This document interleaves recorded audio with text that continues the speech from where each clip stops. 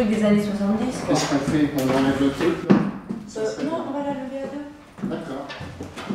Voilà, Non, c'est bon, je fais rien. Eh ben, c'est... Voilà. Voilà, c'est bon. C'est passé?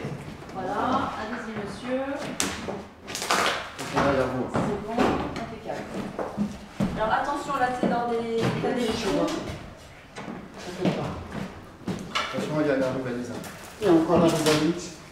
Vas-y. En fait, c'est comme dans les films avec... Oui, parce que la grande... Là, j'ai peut-être fermé la porte pour que vous puissiez passer. Non, ça va? Ça devrait être. Ça devrait. C'est au split. Et attention, pied.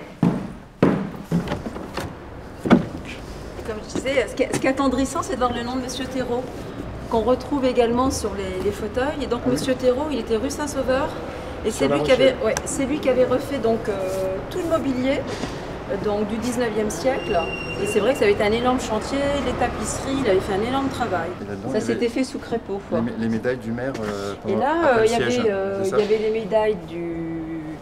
alors, les clés symboliques de la ville, où il y avait une tradition à La Rochelle, c'est-à-dire que quand le roi rentrait dans la ville de La Rochelle, il fallait qu'il s'agenouille devant le maire, il prenait les clés et il devait s'engager auprès du maire de la ville, de quitter la ville dans les 48 heures. Donc il y avait toute une tradition à La Rochelle. remise des clés. Voilà.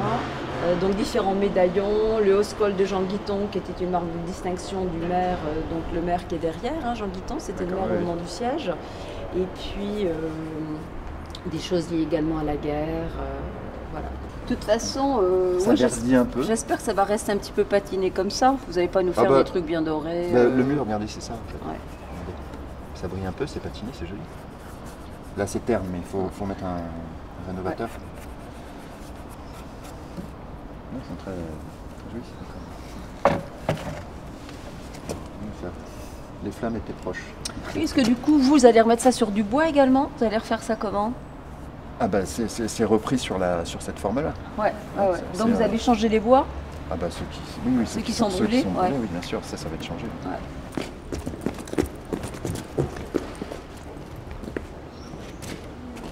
Non, on se débarrasse pas de moi comme ça.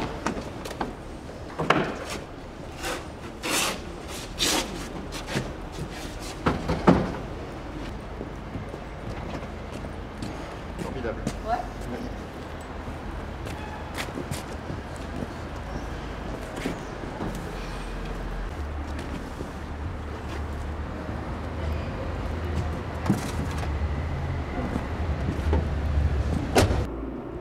Je vais mesurer Vous ça. mesurez ça? Oui, bien sûr. Voilà. Je le ferai tout à l'heure avant de partir. Ouais. Et puis moi, je vais essayer de voir si je trouve un... Regardez, si vous pouvez les trouver, c'est l'idéal. Après, c'est... Parce que là, ce qu'on ne se rend pas compte, c'est que ça a été déjà terriblement nettoyé par rapport à l'incendie. Oui, c'est presque propre, là, ce que vous regardez. Donc il y a déjà beaucoup de choses qui ont été déblayées.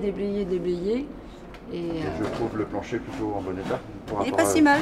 Pierre, ça c'est un parquet à bâton rompu qui est magnifique. Où en fait, quand il est en chêne, il a été posé au 19e siècle. Il est martyrisé d'ailleurs par les talons parce qu'il y avait beaucoup de balles autrefois à l'hôtel de ville.